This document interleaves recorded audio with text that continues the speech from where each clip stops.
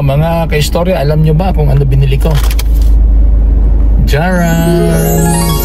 Ano ito? Mga gamot. Actually, suki na ako sa Mercury Drugstore. Ito, bumili na lang. Hindi ako nakabili ng SM Suki card kahit lagi akong binibintahan ng cashier. Pero ito, bumili na ako ng Suki card sa Mercury. Bakit? Suki na ako nila eh. Ang tanong mga ka-story, ano bang binili ko? Ito binili ko. Buksan natin ha.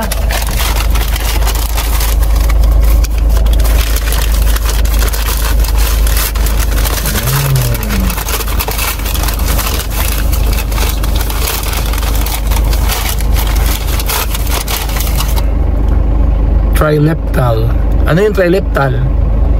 Gamot sa seizure ng anak namin na si Bader.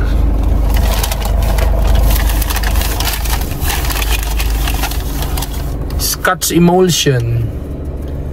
Vitamins kasi hindi niya na-absorb lahat ng nutrients eh. Kasi he is quadriplegic cerebral palsy.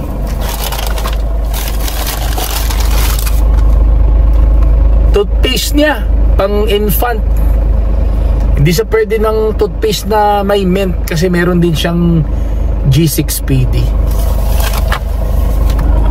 Bakit ko sinabi ito sa inyo mga ka-istorya? Para magyabang ng mga gamot ng anak ko? Hindi.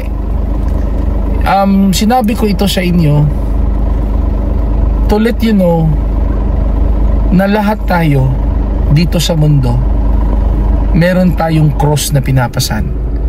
Lahat tayo ay may mga pinagdadaanan at may mga dalahin sa buhay. I find it very challenging nga po na nagpapatawa ako, nagpapasaya sa trabaho ko sa radio, tapos in some other way nagiging kasangkapan din ako para makatulong, pero ako din nangangailangan ng tulong eh. Yun lang po yun mga istorya, na ano ka man, sino ka man, lahat tayo po meron tayong kanya-kanyang dalahin. Kaya we should be kind to each other po. We should be kind to each other. We should be kind to other person.